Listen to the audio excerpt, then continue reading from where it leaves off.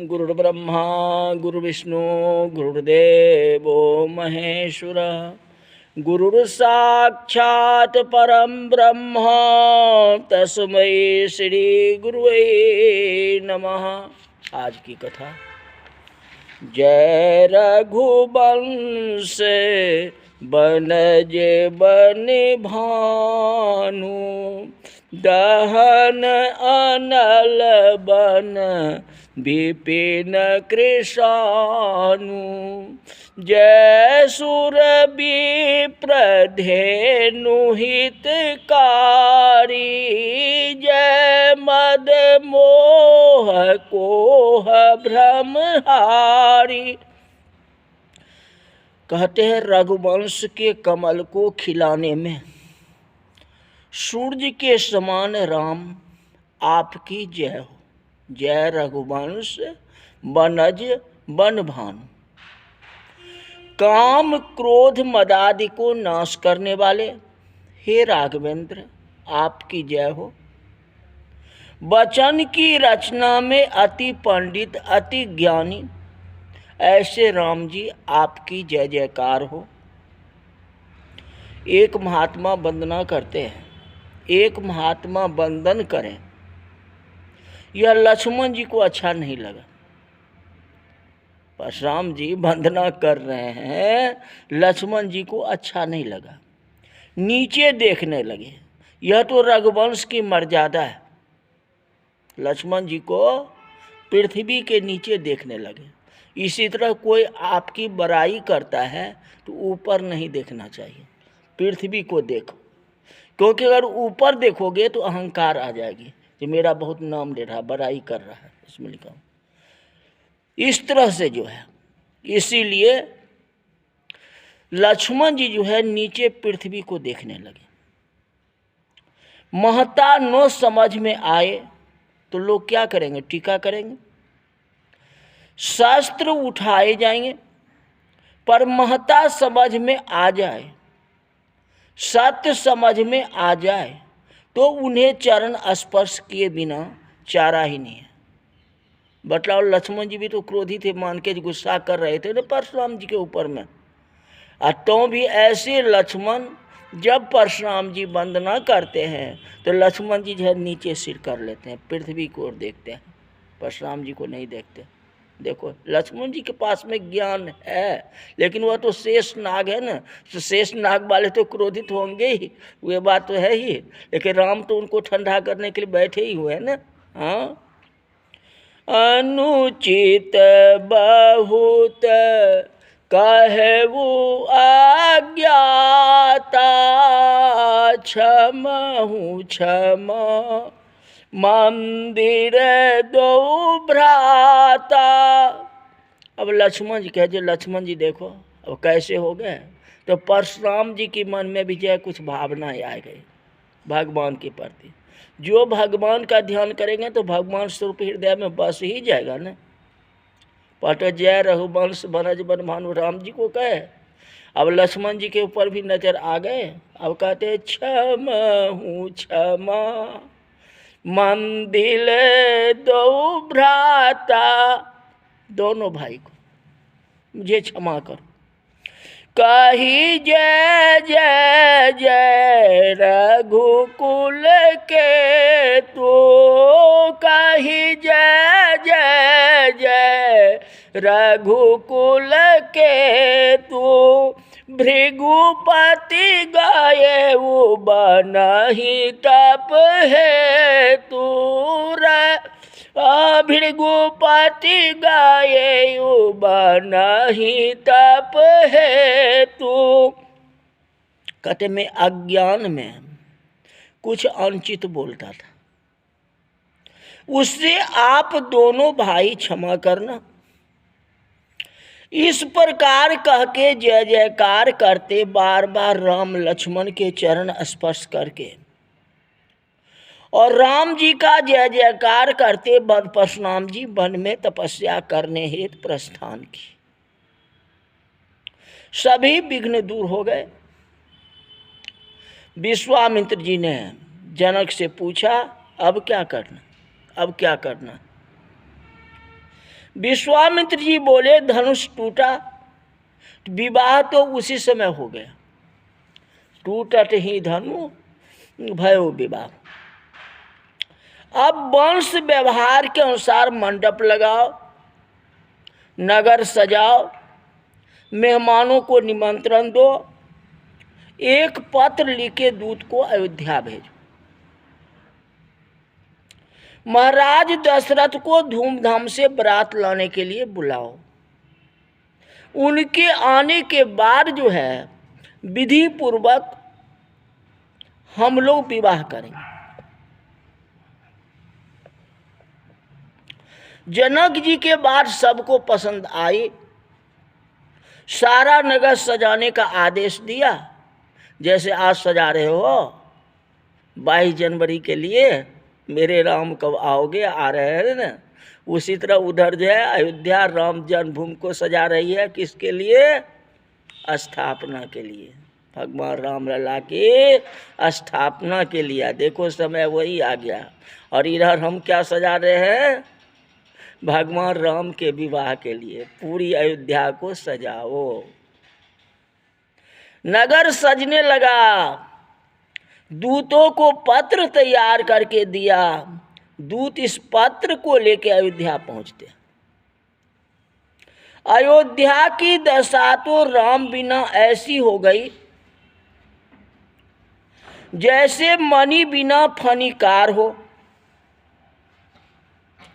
राम वियोग में अवधपुरी सुनी थी। जनक जी के दूत के आने के बाद रौनक आई। दशरथ जी को नमन करके दूत को पत्र दिया। दशरथ जी बोले भाई ये किसका पत्र है?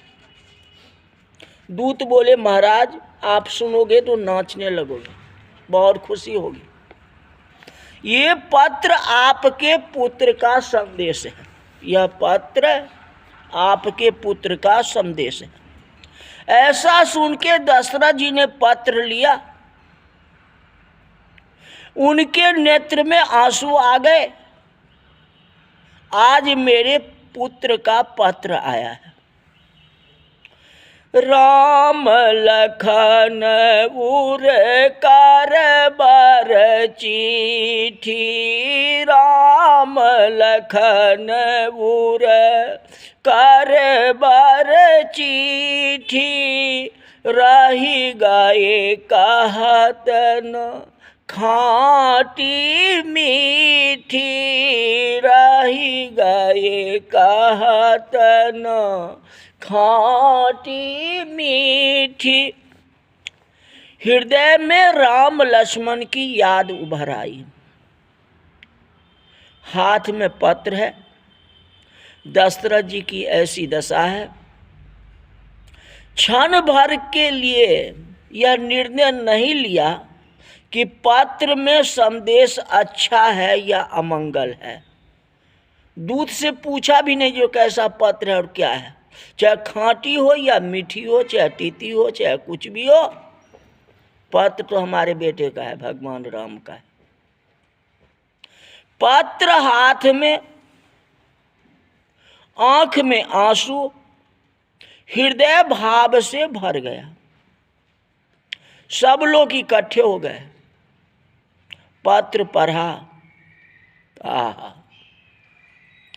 तारका से परशुराम की विदाई तक के सारे समाचार लिखा।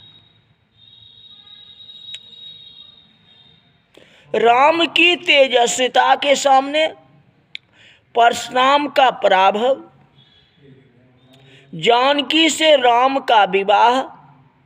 दशरथ जी नाचने लगे, गले की मालाएं तोड़कर दान करने लगे।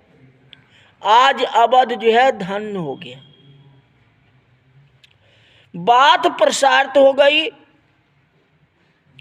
भरत शत्रुघ्न को पता चला। तात कहाँ से पाती आई, तात कहाँ से पाती आई। दौड़े दौड़े आए। पिताजी से कहा, ये किसका पत्र है? लेकर भरत जी प्रेम समाधि में लीन हो गए। दशरथ जी से ज्यादा जो है भरत जी को खुश हो रही है, समाधि में लीन हो गए। पढ़ेंगे क्या? भारतीय संत का मत है कि भरत जी का प्रेम पहली बार खुला। अभी तक तो बचपन था ना, बचपन के बाद भगवान चले गए, हाँ, विश्वामित्र जी के साथ में। अब फिर पत्र कितने दिनों के बाद आया है। अब भरत जी भी तो थोड़ा बड़े हो गए हैं ना, हाँ, तो प्रेमता तो अभी दिखाएंगे ना, हाँ। कहते आज तक भरत जी ने अपना प्रेम छुपा करके रखा था, लेकिन प्रकट नहीं करते थे। राम के वियोग में राम का पत्र मिलते ही वह खुल पड़े। लोगों को पहली बार अनुभव हुआ जो भरत जी राम के प्रेम का साकार स्वरूप है। दबाने की बहुत कोशिश की, पर ये असफल रहे।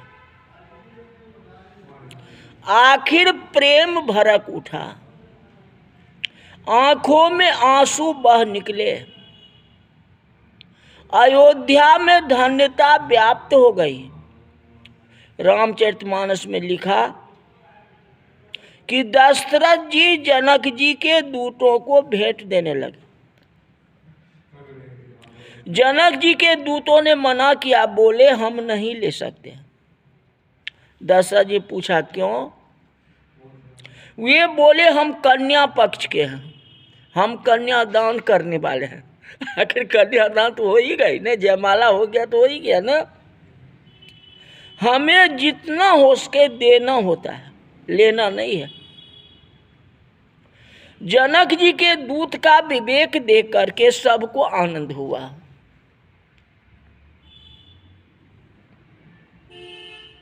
आज आनंद भयो मिथिला में, घर घर मंगल एकाली।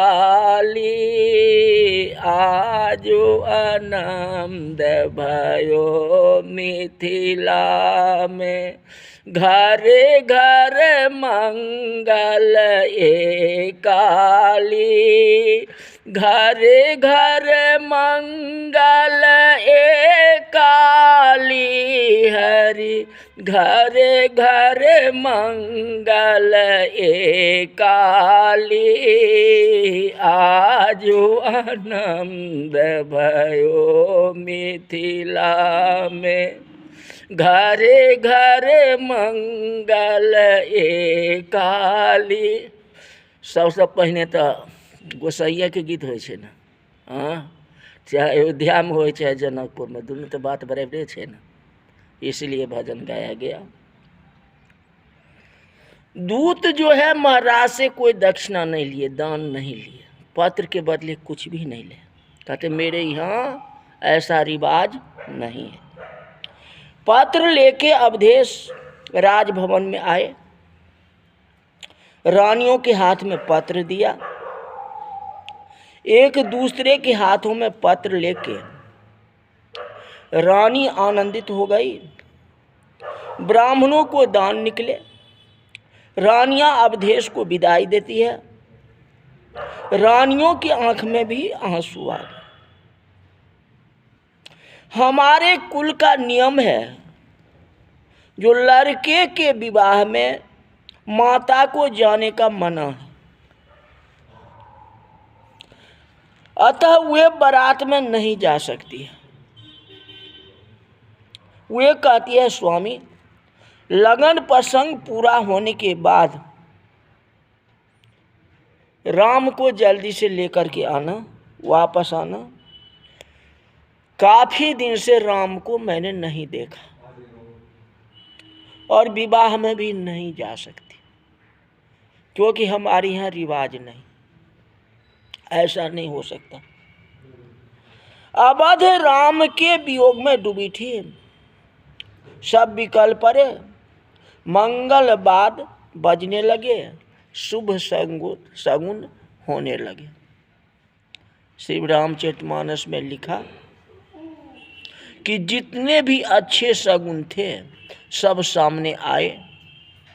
शगुन दशरथ जी को शगुन देते, शगुन जी को देते नहीं थे, पर शगुन को लगा कि ब्रह्म चिंता को शगुन देकर हम पवित्र हो जाएंगे, इसलिए मंगल शगुन हो गया। मंगल आज सुहावन अति मन भावन हे। मंगल आज सुहावन अति मन भावन हे। भावना सही रखो, भगवान राम की विवाह होने वाली है। आज जो आनंद होगा वो आनंद फिर नहीं आने वाला है, क्योंकि जो दिन निकल जाता है ना फिर वह दिन वापस नहीं आता है। इसलिए सच्चे मन से कथा सुने।